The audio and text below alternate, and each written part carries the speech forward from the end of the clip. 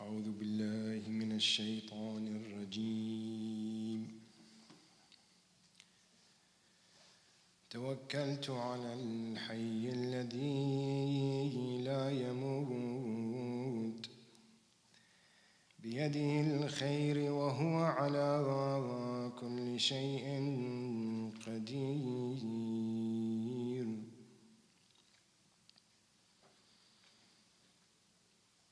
بسم الله الرحمن الرحيم. اللهم صل على محمد وآل محمد. اللهم إني أفتتح الثناء بحمدك وأنت مسدد للصواب بمنك، وأيقنت أنك أنت أرحم الراحمين في موضع العفو والرحمة، وأشد المعاقبين في موضع النكال والنقمة، وأعظم المتجبرين في موضع الكبرياء والعظمة. اللهم أذنت لي في دعائك ومسألتك، فاسمع يا سميع مدحتي، وأجب يا رحيم دعوتي، وأقل يا غفور عثرتي. فكم يا إلهي من كربة قد فرجتها، وهموم قد كشفتها، وعثرة قد أقلتها، ورحمة قد نشرتها، وحلقة بلاء قد فككتها. الحمد لله الذي لم يتخذ صاحبة ولا ولدا، ولم يكن له شريك في الملك، ولم يكن له ولي من الذل، وكبره تكبيرا. الله أكبر، الله أكبر، الله أكبر كبيرا. الحمد لله بجميع محامده كلها، على جميع نعمه كلها. الحمد لله الذي لا مضاد له في ملكه، ولا منازع له في أمره. الحمد لله الذي لا شريك له في خلقه، ولا شبيه له في عظمته. الحمد لله الفاشي في الخلق أمره وحمده، الظاهر بالكرم مجده، الباسط بالجود يده، الذي لا تنقص خزائنه ولا تزيده كثرة العطاء إلا جودا وكرما. إنه هو العزيز الوهاب. اللهم إني أسألك قليلا من كثير مع حاجة بي إليه عظيما، وغناك عنه قديم، وهو عندي كثير، وهو عليك سهل يسير. اللهم إن عفوك عن ذنبي وتجاوزك عن خطيئتي وصفحك عن ظلمي وسترك على قبيح عملي، وحلمك عن كثير جرمي عندما كان من خطئي وعمدي.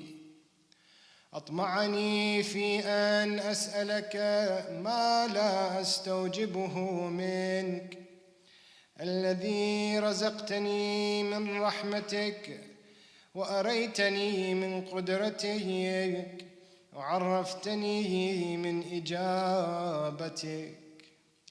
فصرت أدعوك آمنا وأسألك مستأنسا، لا خائفا ولا وجلا، مدلا عليك فيما قصدت فيه إليك.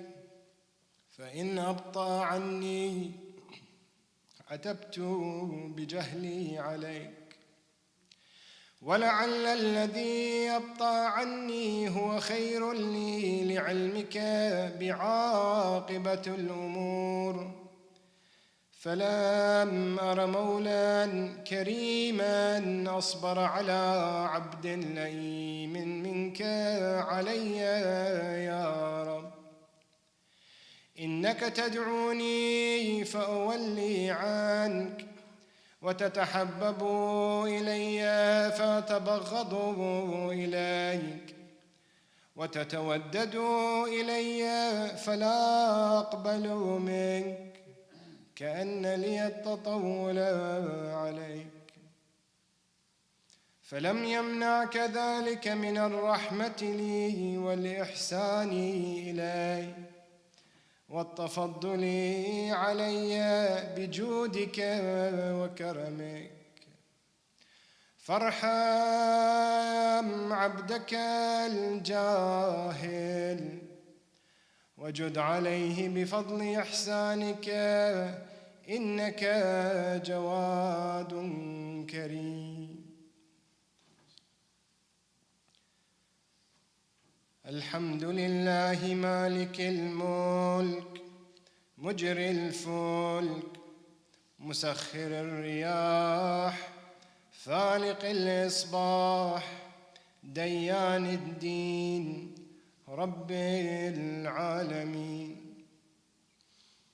الحمد لله على حلمه بعد علمه، والحمد لله على عفوه بعد قدرته، والحمد لله على طول أناته في غضبه وهو قادر على ما يريد. الحمد لله خالق الخلق باسط الرزق فالق الإصباح ذي الجلال والإكرام والفضل والإنعام، الذي بعد فلا يرى وقرب فشهد النجوى، تبارك وتعالى. الحمد لله الذي ليس له منازع يعادل ولا شبيه يشاكل ولا ظهير يعاضد.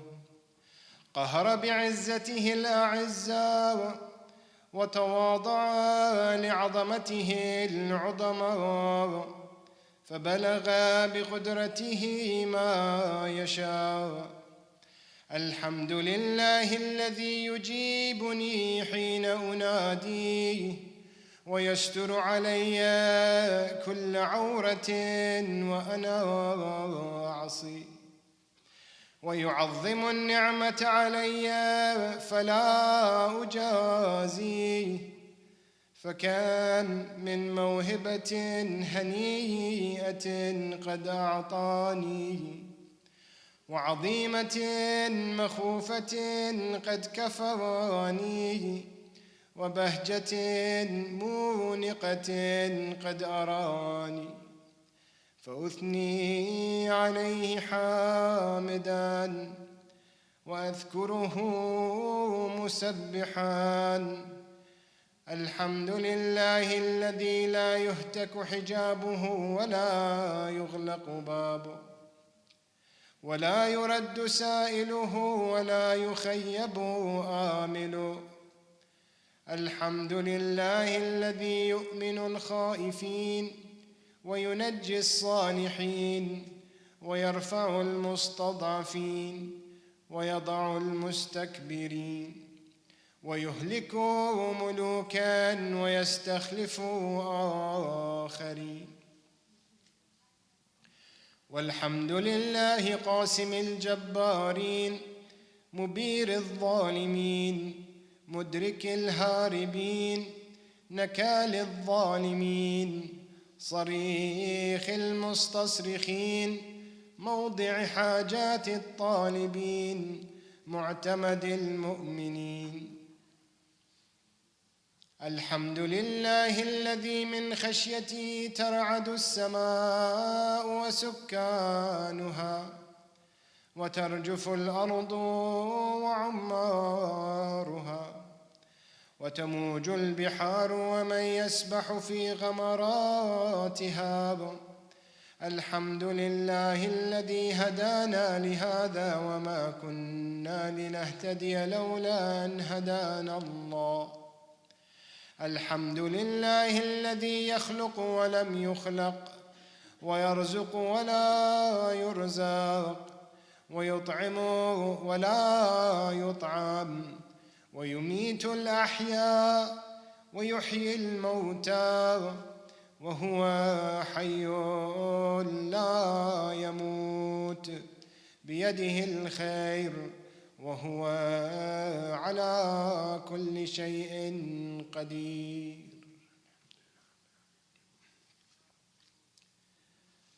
اللهم صل على محمد عبدك ورسولك وأمينك وصفيك وحبيبك وخيرتك من خلقك وحافظ سرك ومبلغ رسالاتك أفضل وأحسن وأجمل وأكمل وأزكى وأنمى وأطيب وأطهر وأسنى وأكثر ما صليت وباركت وترحمت وتحننت وسلمت على أحد من عبادك وأنبيائك ورسلك وصفوتك وأهل الكرامة عليك من خلقك.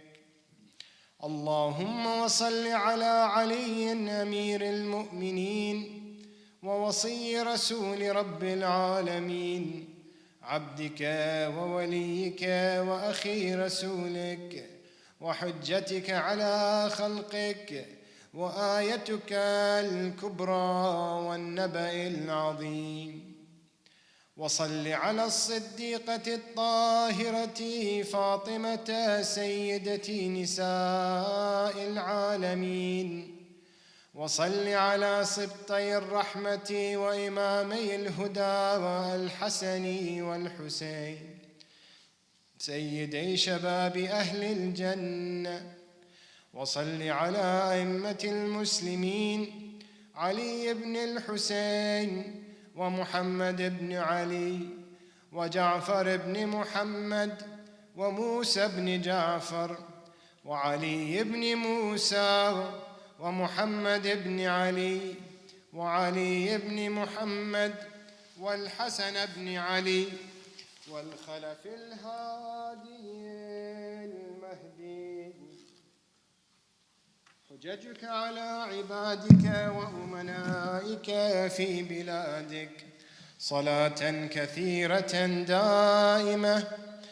اللهم وصل على ولي أمرك القائم المؤمل والعدل المنتظر وحفه بملائكتك المقربين وأيده بروح القدس يا رب العالمين.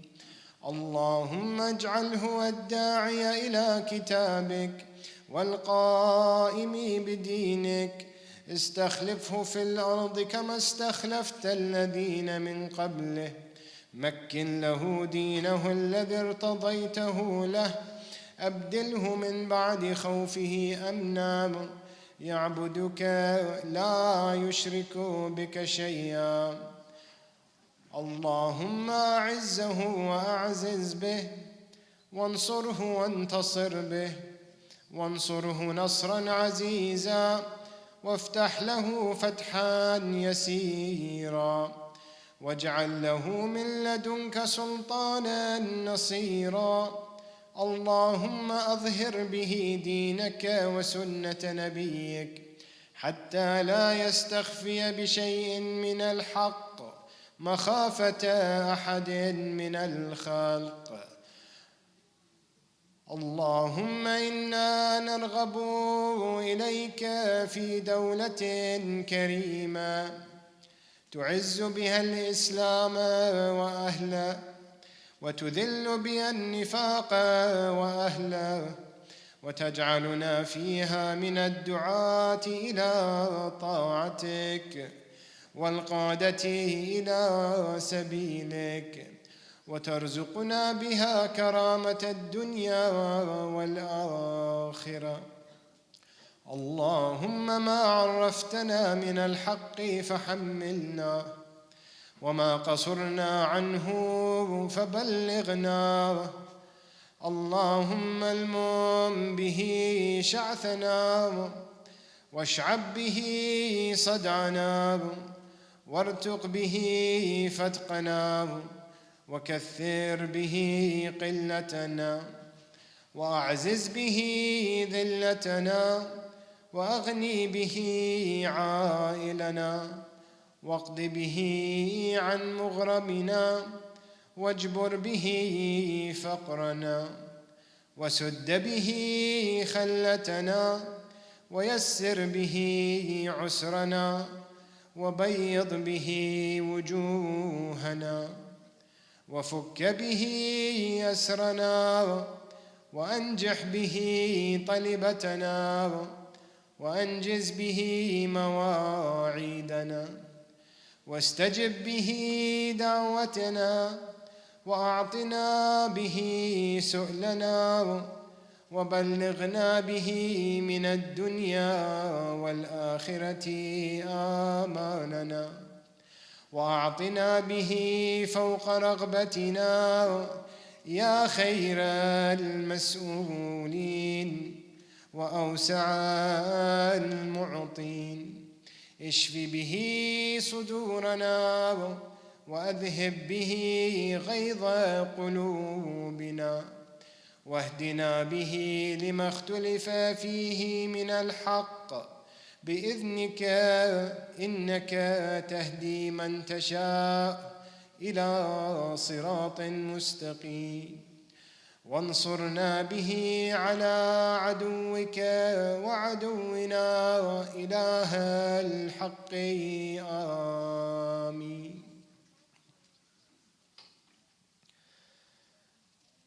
يا الله اللهم إنا نشكو إليك فقد نبينا صلواتك عليه وآله وغيبة ولينا وكثرة عدونا وقلة عددنا وشدة الفتن بنا وتظاهر الزمان علينا.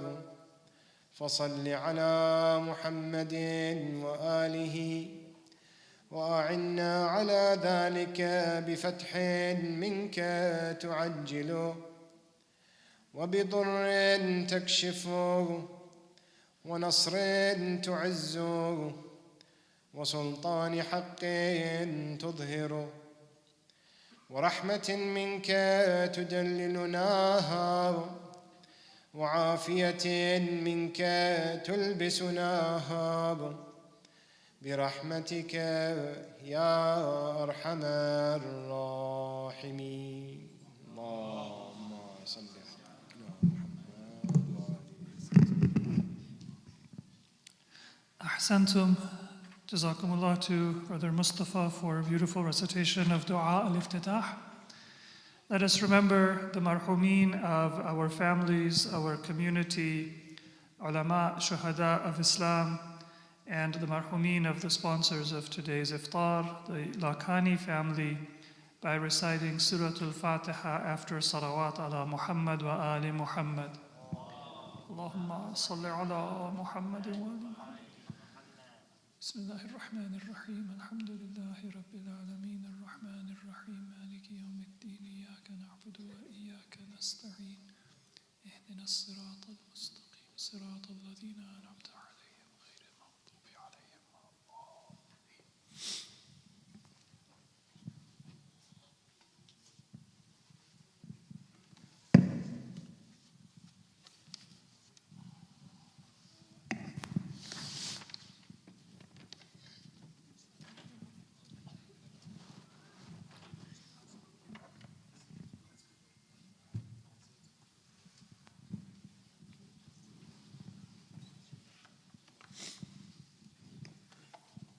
أعوذ بالله من الشيطان الرجيم بسم الله الرحمن الرحيم الحمد لله رب العالمين والصلاة والسلام على سيدنا ونبينا أبي القاسم محمد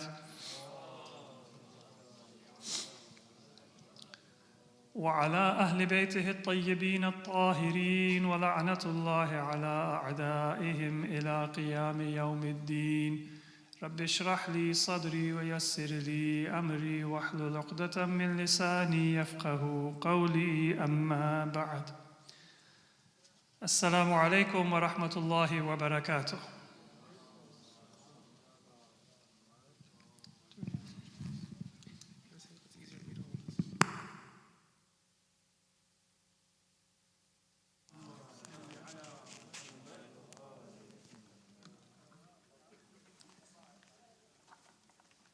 Once again, Assalamu alaikum wa rahmatullahi wa barakatuh.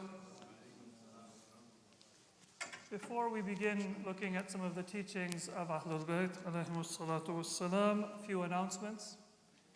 Here at Shahe Najaf, we have a number of programs, both online and in person, for the community to benefit from.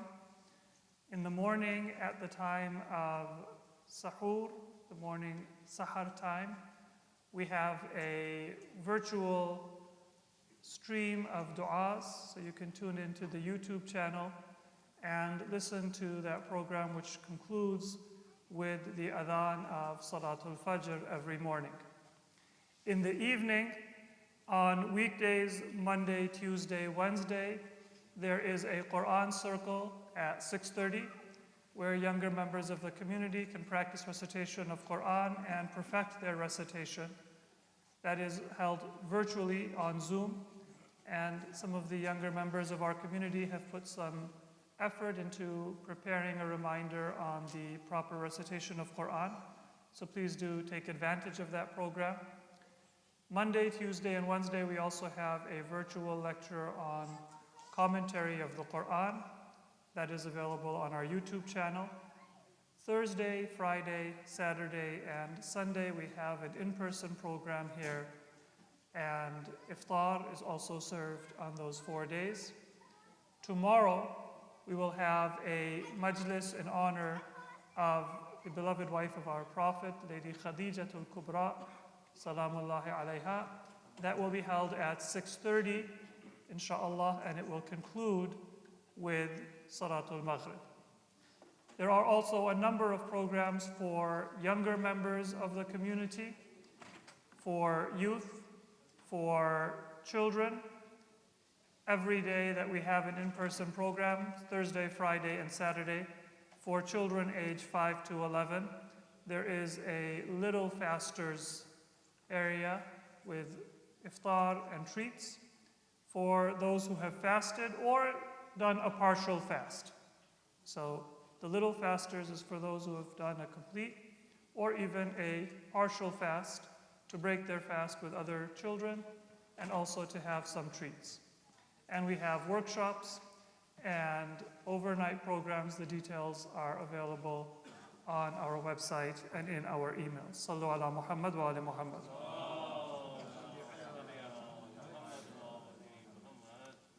Just a little bit of an announcement for you to get prepared. After we conclude this brief look at the ahadith of Ahlul Bayt, we will proceed to the other hall for Salat. We'll do Salat al-Maghrib wal-Isha in the green hall, and then gentlemen will come back to this hall for iftar. Ladies will stay there for their iftar. Inshallah, that will allow us to make room for more people for the Salat.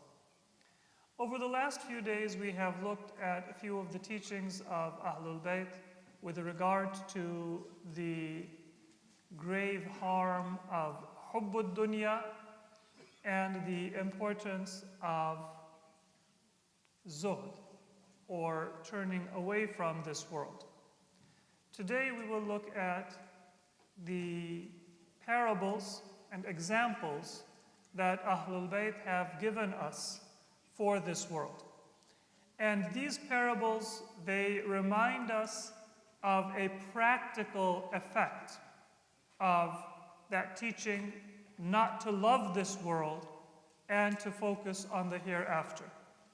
Because it's very easy for people to hear that and to go to one extreme, the opposite of the extreme that people who worship this world and work for this world go to. Those who worship this world and work for this world, they may concern themselves only with material success and material advancement, or with material pleasure and material enjoyment. And that is one extreme that we as Muslims avoid. But if we say turn away from the world, the other extreme is to disregard this world and disregard professional and personal advancement and success in this world. And that is also an extreme, and it is not something that Islam taught or that Prophet Muhammad or the Ahlul Bayt of Prophet Muhammad sallallahu alaihi wa either encouraged or practiced. So let us look at a few of their teachings which give us a little bit more of a practical instruction of how to approach our relationship with this world. The first is a hadith narrated from our sixth Imam, Imam Ja'far al-Sadiq alayhi salatu wassalam,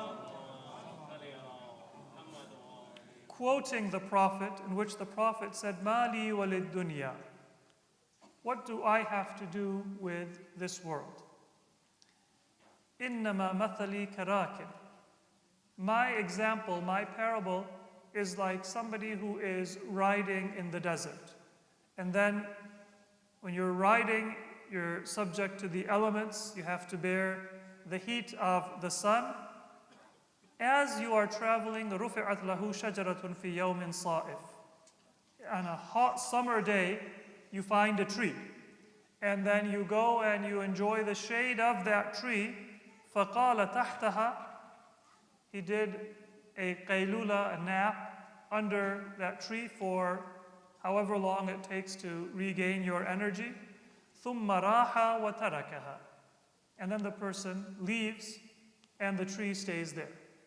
Now, that is a reminder not to give too much importance to building your dream house, to building your dream life, because everything that we build, it's only going to be with us for an indeterminate but temporary time. It's one thing if we say it's temporary, but we can determine how long. We can't even determine how long it's going to be with us. So on the one hand, this example from the Prophet, it tells us don't build too much. If you're traveling and you find a tree to rest under, you want to be comfortable and you want to be safe.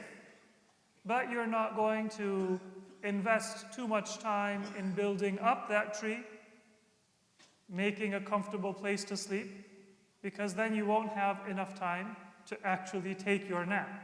All your time will be spent in the preparation. On the other hand, this hadith is also telling us that it is important to have those places where we can rest and rejuvenate ourselves and regain our energy. If you're traveling fi yawmin sa'if in a hot summer day and you don't have any trees or any shade, then you will fatigue yourself, and either you won't be able to complete your journey or you will complete it with great difficulty. So this example of the Prophet, it prevents us from both extremes. Not the extreme of trying to take that tree as a permanent abode, nor the extreme of forgetting that it is important to have those trees where we can benefit from the shade, rest, and regain our strength for the remainder of our journey. A very beautiful example from our Prophet. Now, another thing that we should remember is that Islam teaches us that what gives us the good of this world is exactly what gives us the good of the hereafter.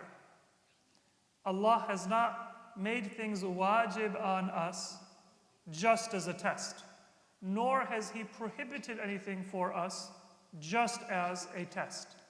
Those things that Allah has permitted or required for us, they are tayyibat. They are inherently good and life-giving. And those things that Allah has prohibited us from consuming, from doing, from approaching, they are khaba'ith. They are harmful. So for example, if I say that you are to go to breathe fresh air, and you are to avoid a polluted or a contaminated environment, nobody's going to say that this is a limitation of my freedom, or that this is a test for the hereafter. That is exactly what you need to thrive and to live a healthy life in this world. The same way that we avoid pollutants and that we seek a wholesome environment, anything that we find in Islam as an obligation is bringing us to what is wholesome for our soul. And anything that we find prohibited in Islam, it is harmful, it is a pollutant for our soul, no different than our body. So in general, when we pray to Allah, we say, آتنا في الدنيا حسنة وفي الآخرة حسنة. Oh Allah, give us the good of this world and give us the good of the hereafter. Those are not two separate prayers, because a person who lives a good life in this world, truly good, that is the person who will have salvation in the hereafter. Anybody whose life in this world may seem to be luxurious, but it's not building to a good hereafter, they don't have hasanatul dunya either. It's just a mirage. It's a false impression they have that I'm living the good life. A good life in this world is one that leads you to salvation in the hereafter. They are one and the same. But at the same time, the hereafter is that which remains eternally. And this world is, by its very nature, it is transitory. It cannot stay. So although the good of this world and the good of the hereafter are in harmony with one another, they are not identical. And that is why we will always have to sacrifice one for the other. It's not two contradictory statements. What is good in this world is what brings us the good of the hereafter, because they are created to be harmonious. But because they are not identical, this world is transitory, it flees. And the hereafter is eternal, it stays. There will always be some tension between this world and the hereafter, even if they are in harmony. And that is why we have the next hadith also of our Prophet Muhammad sallallahu alaihi wasallam. He says, "في طلب الدنيا إضرار بالآخرة." if you seek this world, then you will harm your akhirah. وَفِي طَلَبِ الْآخِرَةِ إِضْرَارٌ بِالدُّنْيَا. And if you seek the hereafter, then you are going to harm this world. I want to emphasize that that's not because they are opposed to each other. They are harmonious. But one tends towards that which is temporary, and the other tends towards that which is lasting. And that is where the tension comes in. When we have times of ease, the good life in this world is what builds a good life in the hereafter. But we are not destined to always have ease. Sometimes we are called upon to sacrifice our comfort, our safety for a greater good. And when that time comes where there is a tension, then our Prophet tells us, فَأَضِرُّوا بِالدُّنْيَا فَإِنَّهَا أَحَقُّ بِالْإِضْرَارِ. Never forget that this world is worth sacrificing from in order to get the best result in the hereafter. And that is the comprehensive message. Number one, there is a harmony between dunya and akhirah, and that is why believers don't flee from this world. We enjoy the blessings that Allah has created for us in this world, but we always remember that when there is a need to sacrifice one for the other, and there will always be that need at some time in our life, we sacrifice this world for the sake of the hereafter. We don't sacrifice the hereafter for the sake of this world. The next parable that we have is from Amir al-Mu'mineen, Imam Ali alayhi salatu wassalam. And before I mention this hadith, if I can have those of you sitting near the door, if we can fill in this empty area, we have more room for those who will be joining us in the next few minutes. Imam Ali alayhi salam has said that this world is like a snake. It has a very captivating look, but within it, there is great harm and poison.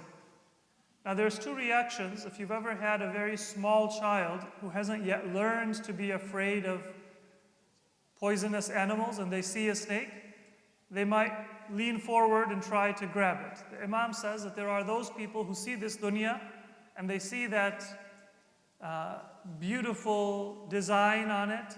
They see all of the patterns and the movement and they want to lean forward and grab the snake. But those who have aql, they realize that within that grasp lies poison and potentially death. And so it's important for us not to look at the surface, but to look at the reality. The Imam says that al-aqil will avoid and al-jahil will go forward. This is one of those places where ahadith have contrasted aql with jahl.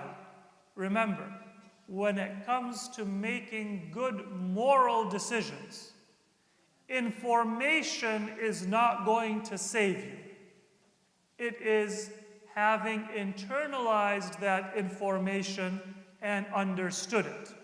And that is why the emphasis is not on knowing or ilm, but on understanding, internalizing, and having a deeper understanding of what is right, which is aql, to be able to apply what we know. In our society, many times, when we hear something that we have heard before, we say, I've heard this before, it's old, I know it. And then we think that we can ignore it and move on to something else.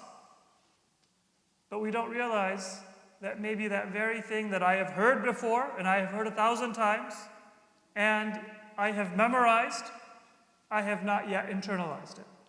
Just to speak for myself, I memorized Surah Al-Fatiha when I was a child, and I have recited it uncountable times since.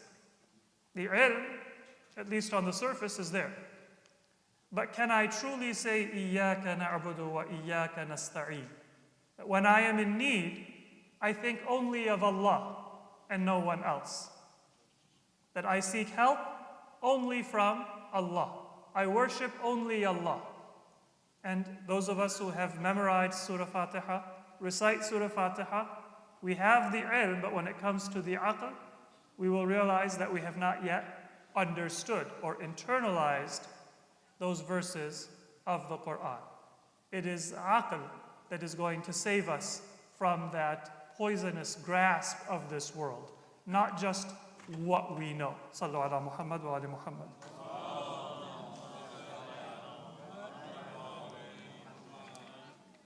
The next hadith is a wasiyah of Prophet Muhammad to Imam Ali alayhi salam. And in this wasiyah, the Prophet said, Ya Ali, inna dunya sijnul mu'min wa jannatul kafir. This world is a prison for the believer.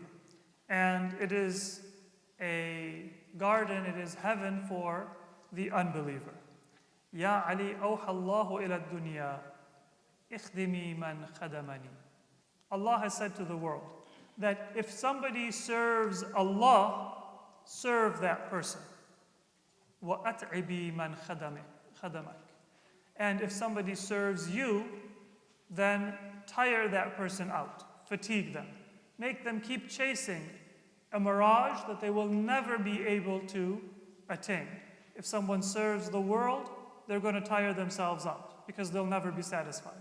If somebody serves Allah, then Allah commands the world, serve that person and bring that person what they need for their life. Ya Ali, inna dunya law adalat inda Allahi janahu ba'udatin lama saqal kafira minha sharbatan min ma. This is a very important reminder from the Prophet that if this dunya were important and had any value in the eyes of Allah, then it would be exclusively for the believers. And no one who disobeyed Allah, no one who denied Allah would have any share in this dunya. The fact that He has given it to all, worthy and unworthy, believers and unbelievers. And sometimes unbelievers may have comforts and luxuries and wealth that believers don't have. That is because this world does not have intrinsic value in the eyes of Allah, unless it is used for obedience and for worship. There is a very beautiful example given by Imam Ali. This is mentioned in Nahjul Balagha. When we work in this world, sometimes we want to increase our assets, we want to go beyond our own needs. And then we feel like there is a pressure on us if we're not able to meet those goals that we don't even need for ourselves. And so Imam Ali, he says, Ya ibn Adam, ma kasabta fawqa qutik, فَأَنْتَ فِيهِ خَازِنٌ لِغَيْرِكَ. And in this hadith we have a concept called qut. Qut means that which you need for your own life.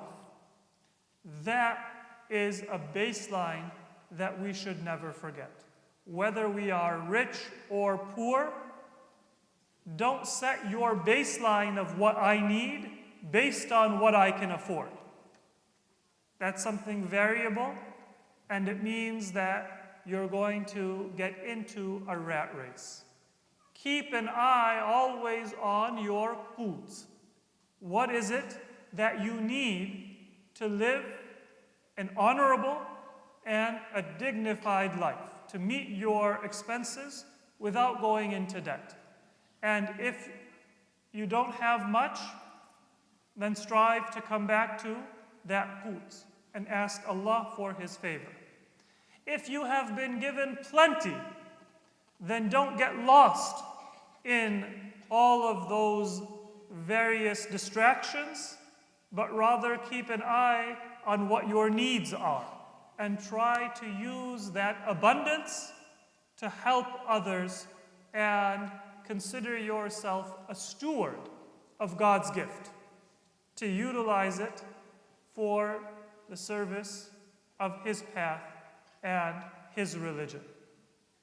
This is why our Prophet would always pray for himself, for his family, and for the followers and lovers of his family. That, oh Allah, grant them al-afaf wal-kafaf. Grant them their qut. Grant them their needs. So that anything else that is an opportunity for me to do good in society. I don't consider it to be my property. I don't become possessive over it.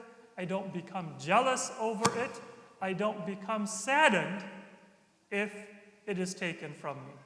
These are some of the ahadith of Ahlul Bayt alayhimus salatu wassalam with regard to our relationship with this world.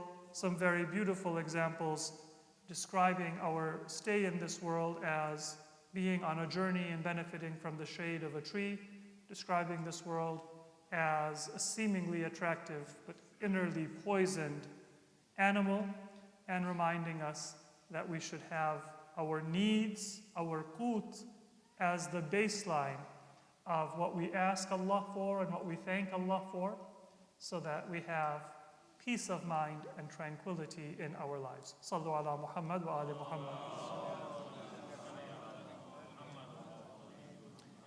It is now almost time for Salatul Maghrib. As I said, we will move to the other hall for Salat, and then gentlemen will come back to this hall for Iftar. Ladies will stay in the green hall for Iftar.